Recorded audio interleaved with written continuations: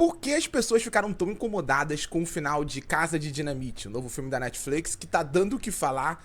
E assim, eu falei sobre esse filme em todas as minhas redes e é meio que unânime.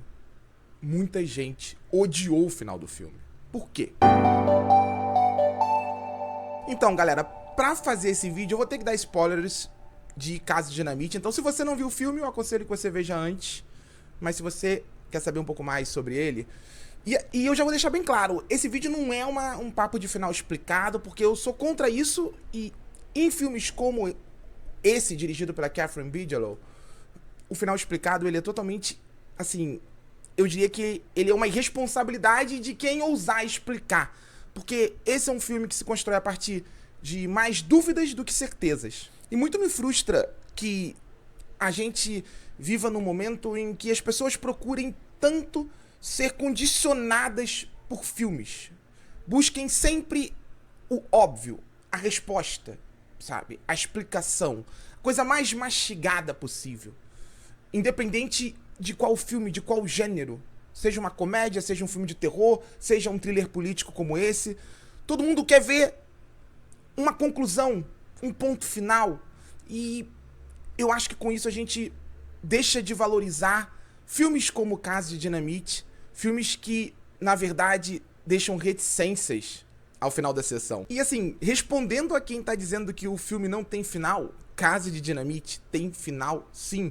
E pra mim, tá tudo muito claro, é só ligar os pontos. Porque se você não viu o filme, ele fala sobre um cenário hipotético em que uma nação desconhecida lança um míssil nuclear contra os Estados Unidos. Em 16 minutos, esse míssil vai destruir Chicago e o sistema de defesa americano basicamente não sabe o que fazer. E a diretora Catherine Bigelow, ela é muito inteligente ao construir essa trama a partir de uma narrativa fragmentada que mostra a reação em níveis de poder diferentes. Então você tem ali o grupo de analistas, que é um grupo mais impotente, que está tentando entender o que está acontecendo, tentando situar todo mundo, mas que está completamente perdido. Você tem, de fato, o alto escalão da defesa, que são os militares, que são aqueles que têm o poder, de fato, de se defender, de atacar, de causar um estrago em nível global, mas eles também não sabem o que estão fazendo. E, por fim, você tem o nível superior, o nível executivo, a presidência. É aquele que tem o poder, mas é talvez o que menos sabe o que fazer com ele. E eu adoro como a diretora Catherine Bigelow, ela trabalha essa construção dentro de uma lógica que isola os personagens, independente se você é um analista do serviço secreto ou se você é o presidente. São pessoas que, por si só, não sabem o que fazer. Existe um tom rotineiro no começo do filme, mas ele vai sendo destruído, sabe? Essa rotina da possível ameaça, que parece assim naturalizada, é até estranho. Gente, saiu um míssil aqui que pode ir para os Estados Unidos. Todo mundo, é treinamento de tal país. Isso aí acontece sempre. Caramba, tem um míssil em direção ao seu país e tá todo mundo assim, não, isso aqui é só um treinamento. E aos poucos a gente percebe que definitivamente não era um treinamento. E isso, em algum nível, expõe o despreparo da máquina americana. E esse isolamento numa esfera íntima, numa esfera institucional, reflete o isolamento dos Estados Unidos enquanto nação, no momento em que o país pratica uma política internacional agressiva, que alimenta animosidades, rivalidades e que expõe o país aos olhos do mundo. E é por isso que eu defendo tanto o final de Casa de Dinamite, porque eu vejo a Catherine Bigelow, ela se recusando a dar respostas, porque a resposta aqui, ela simplifica esse olhar pro atual momento dos Estados Unidos, ela simplifica essa crítica quanto ao sistema de defesa americano, ela simplifica esse olhar para os Estados Unidos, ou melhor, para a máquina de guerra americana, e como esse país parece movido ou se retroalimentar em algum nível dessa agressividade, dessa hostilidade em escala global. E aí a gente entra nos detalhes que formam um todo, porque eu vi muita gente dizendo, não tem final, o filme não diz o que aconteceu. Será que ele não diz? Será que ele não diz? Vamos aos fatos. Quando o secretário do governo americano, no final do filme, ao invés de se salvar, ele simplesmente se atira do prédio, isso não tá dizendo nada pra você?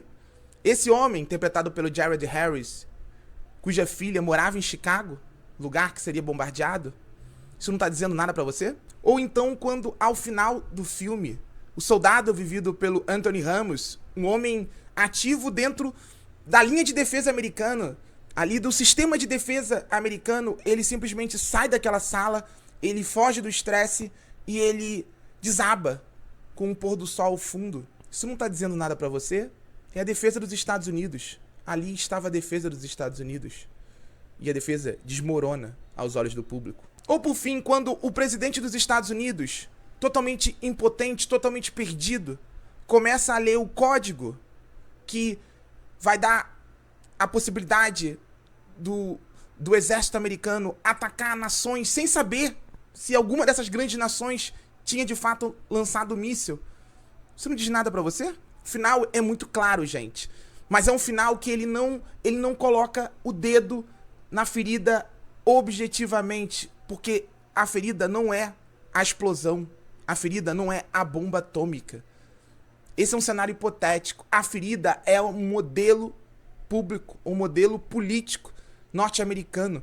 A ferida é como os Estados Unidos está agindo aos olhos do mundo e como o país tende a se tornar vulnerável num cenário de conflito em escala global por causa disso. E eu acho que por mais que eu tenha alguns problemas com a estrutura narrativa e como em algum nível a diretora ela se esquiva de colocar o dedo em feridas e apontar responsabilidades, ao deixar todo mundo no mesmo barco, um barco à deriva, ao mostrar todas as peças desse tabuleiro envolvendo o sistema de segurança dos Estados Unidos completamente à mercê de uma ameaça, o filme ele se revela muito corajoso, ele alimenta dúvidas, ele não alimenta paranoias, ele alimenta um sentimento de insegurança, de impotência, que só é potencializado pelo final em aberto. Porque se você terminou esse filme irritado, era essa a intenção. Se você terminou esse filme com raiva, era essa a intenção. É um filme que se constrói também a partir de sensações. E elas dizem tudo. Eu espero que você tenha chegado até o final desse vídeo. E para encerrar, eu quero deixar uma reflexão que vai além de Casa de Dinamite. Eu acho que a gente precisa entender que alguns filmes não podem dar respostas óbvias, porque o cenário que eles estão expondo não é um cenário óbvio, é um cenário complexo. E as sensações que Casa de Dinamite deixa são sensações que nos fazem experimentar um medo, um desespero que nós não queremos viver no mundo real.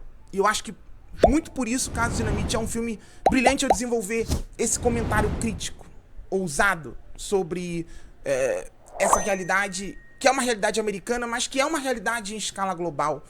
É um filme que ele quer nos fazer não só enxergar ou ter acesso privilegiado a algo, mas entender o que está em jogo. Entender que por trás de uma máquina de guerra aparentemente poderosa existem vidas frágeis, pessoas que estão absolutamente vulneráveis, e o filme deixa muito claro isso. Um sentimento de impotência que fica. E esse sentimento de impotência a gente não pode viver. Porque se chegar nesse cenário, infelizmente, o fim, ele meio que se torna irrelevante. Então é isso, galera. O que vocês acharam de Casa de Dinamite? Diz aí nos comentários. Não esquece de deixar o like, de compartilhar esse vídeo e de seguir a gente aqui no Barata no Cinema. Estamos chegando à marca de 9.000 inscritos e eu conto muito com a ajuda de vocês nessa. Tchau.